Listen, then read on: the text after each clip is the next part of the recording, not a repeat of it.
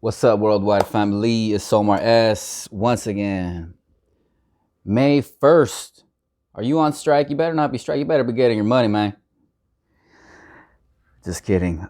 Peace to all the laborers out there fighting for more wages, uh,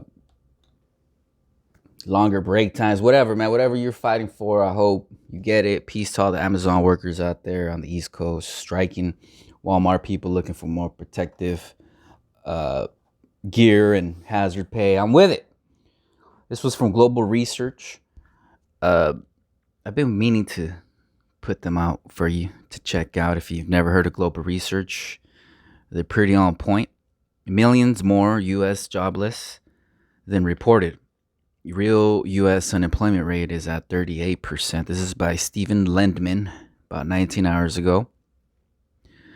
Based on how it was calculated pre 1990s, Shadow Stats economist John Williams has the real U.S. unemployment rate at around 38%, heading higher. According to the Economic Policy Institute, millions of jobless U.S. workers aren't getting benefits because applications they filed or were unable to because of the buckled system weren't processed. For every 10 people who said they successfully filed for unemployment benefits during the previous 4 weeks, 3 to 4 additional people tried to apply but could not get through the system to make a claim.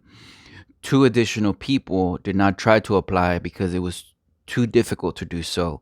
This disturbing reality shows that the official U.S. unemployment rate is way understated. It's also evidence that millions of U.S. jobless workers aren't getting entitled to benefits. EPI estimates that up to 13.9 million Americans haven't filed for benefits or their applications weren't processed because of a clogged system too hard to navigate. About half of potential UI unemployment insurance applicants are actually receiving benefits, said EPI. According to official numbers from mid March through April 23rd, over 26 million newly unemployed U.S. workers had their UI applications processed. If nearly another 14 million Americans laid off or furloughed aren't included in official numbers for the above 5 week period, it means up to 41 million U.S. workers lost jobs since mid March. Because of the dysfunctional US UI application system, EPI estimates that benefits for America's newly unemployed since mid March may only be going to from 45% to 52% of qualified individuals so far. Because of a dysfunctional, okay, I already read that. EPI's data is from a single question survey of 25,000 respondents through Google surveys beginning April 14th. The survey was about 98% complete and had 24,607 respondents as of April 24th. It asked, did you apply for unemployment benefits in the last 4 weeks? Respondents could choose from one of 6 answers. I did not apply because I did not lose a job. I did not apply because I am not eligible. I did not apply because it was too difficult. I tried, but my application was rejected. I tried, but I could not get through. I applied successfully. The above data indicate a much more dismal U.S. jobs market reality than official numbers explain. Economist Nouriel Rubini explained that COVID 19 arrived when the world was already drifting into a perfect storm of financial, political, social, economic, and environmental risks, all of which are now growing even more acute.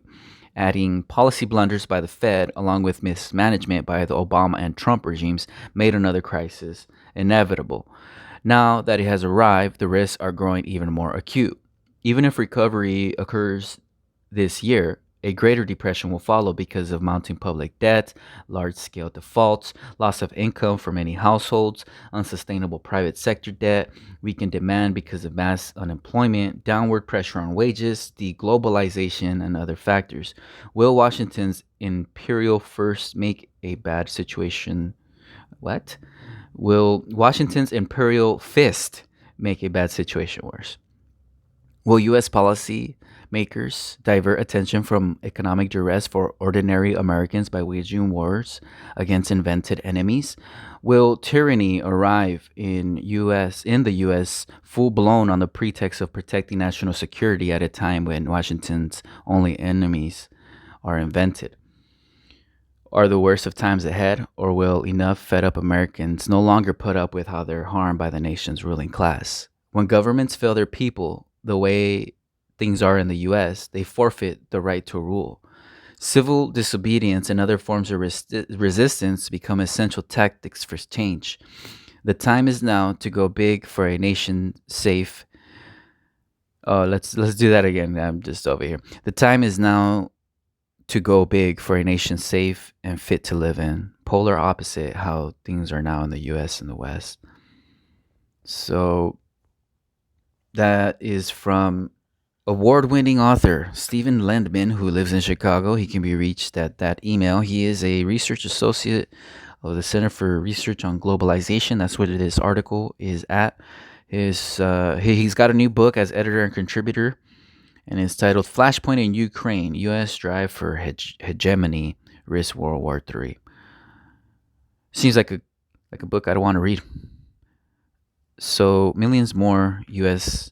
jobless than reported. Real U.S. unemployment rate at 38%. Key takeaways for me on this was how the EPI estimates that up to 13.9 million Americans haven't filed for benefits for or their applications weren't processed because of a clogged system too hard to navigate. So right now, I think last week it was at 26 million unemployed claims, and then you add another 13.9.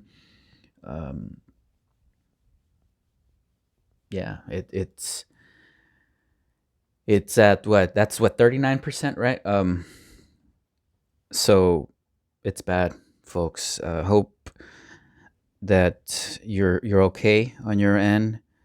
And if not, man, keep that faith alive. And right now is a good time to pick up some entrepreneurial books, because entrepreneurs is what made America great, what keeps America great.